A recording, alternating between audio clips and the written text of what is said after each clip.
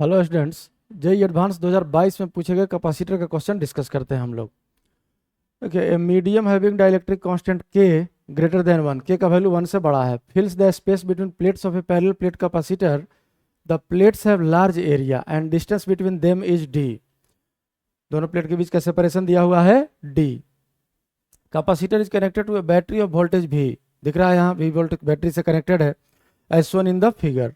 Now both the plates are moved by distance d by 2 from their original positions as shown in figure B। अब देखिए इसी situation में क्या किया कि दोनों प्लेट को d by 2 से शिफ्ट कर दिया गया है, इस लेफ्ट वाले को लेफ्ट साइड और राइट वाले को राइट साइड। तो ये सिचुएशन नया बन गया आपका।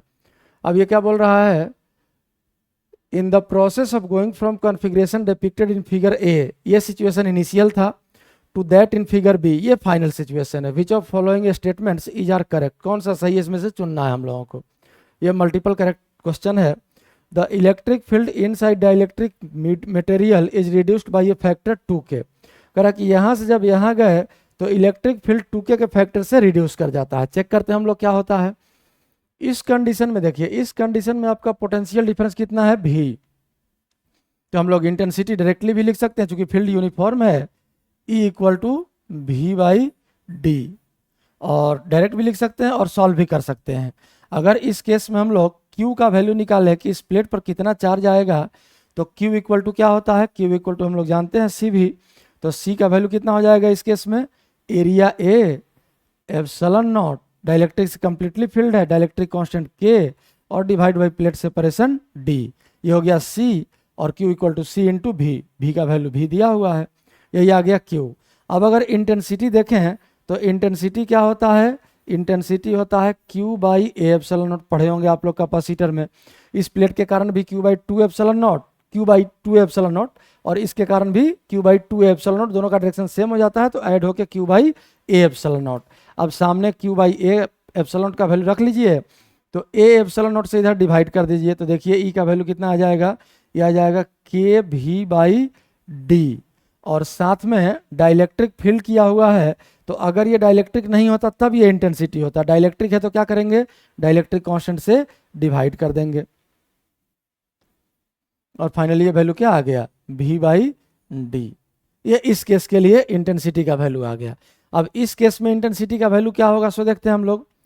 ये यहाँ ध्यान रखिएगा, क्योंकि अगला ऑप्शन में कैपेसिटेंस भी पूछा जा रहा है, यही इस केस का कैपेसिटेंस है।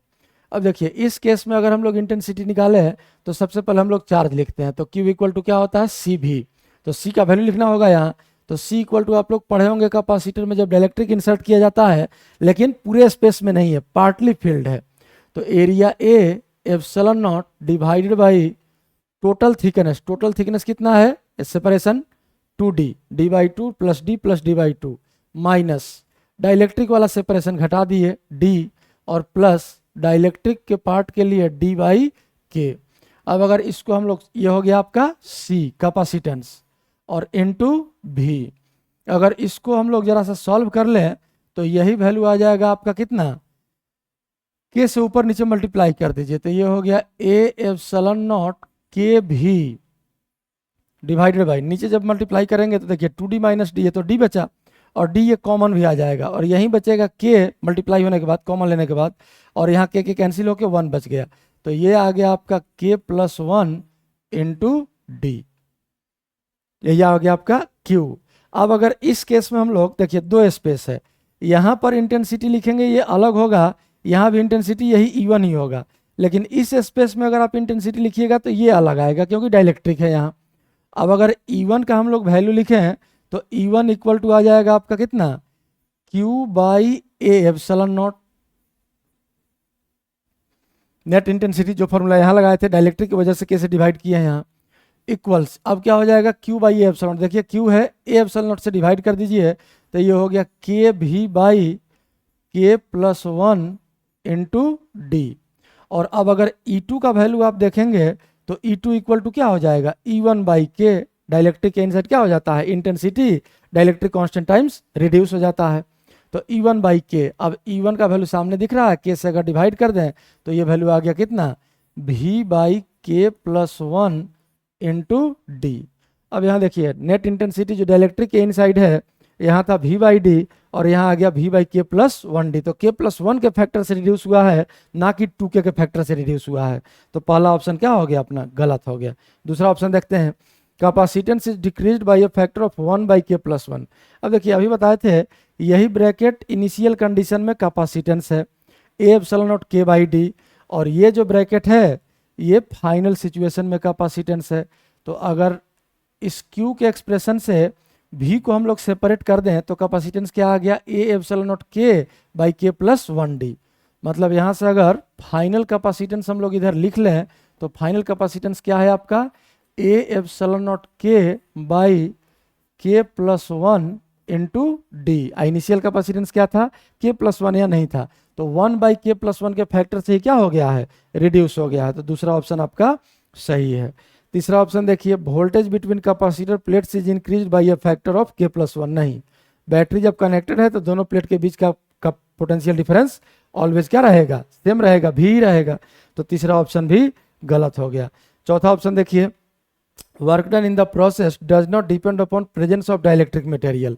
ये कह रहा है कि वर्क डन जो सिस्टम पर हुआ है ये डाइलेक्ट्रिक के प्रेजेंस से इंडिपेंडेंट होगा, तो ये गलत है। वैसे हम लोग सॉल्व भी कर सकते हैं कितना वर्क हुआ है।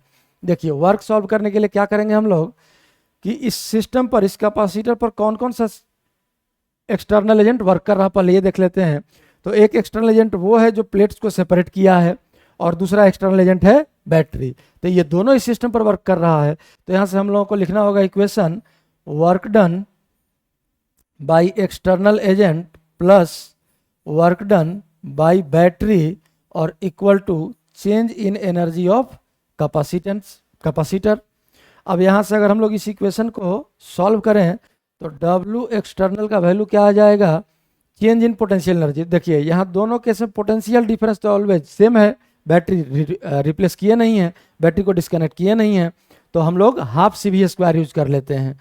तो ये हो गया डेल्टा U का वैल्यू अगर आप लिखिएगा तो half C final V² minus half C initial V², ये डेल्टा U है, और minus work done by battery. Battery का वर्क क्या होता है, तो बैटरी का वर्क हम लोग जानते हैं, charge phloem through the battery into EMF। तो EMF तो आपको दिख रहा है V है, और चार्ज फ्लोन क्या हो जाएगा, तो चार्ज फ्लोन हो जाएगा final capacitance into volt Q बराबर CV, और minus initial capacitance into volt. अब यहाँ से भी V कॉमन आ गया, तो ये हो गया, देखिए ध्यान से क्या आया, W एक्सटर्नल का वैल्यू इधर लिख लेते हैं हम लोग, W एक्सटर्नल इक्वल्स V² यहाँ भी आ जाएगा, V² यहाँ भी कॉमन आ जाएगा, 1/2 यहाँ से बाहर आ जाएगा, और CF माइनस CI मतलब delta C final capacitance minus initial capacitance, और ये 1/2 है। तो यहाँ से देखिए V² डेल्टा C ये बाहर आ गया। इसके बाद बचा आपका हाफ माइनस 1, तो हाफ माइनस 1 का वैल्यू क्या हो जाएगा, -1/2। अब यहाँ से इसको और अगर थोड़ा सिंप्लीफाई कर लेते हैं तो हाफ V² माइनस तो रहेगा ही, और delta C final capacitance minus initial capacitance.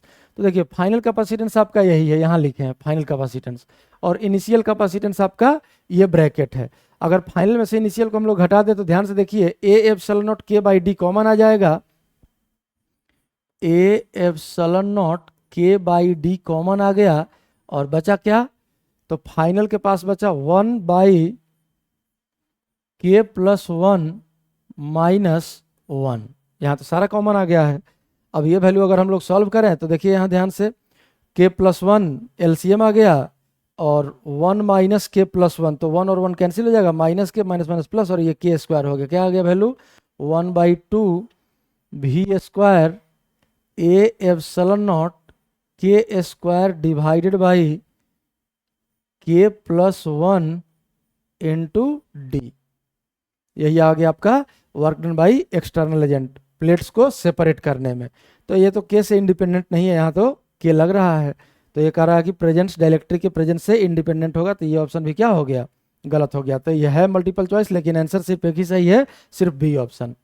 अगर एक्सप्लेनेशन सही लगा हो तो वीडियो को लाइक और चैनल को सब्सक्राइब जरूर करें।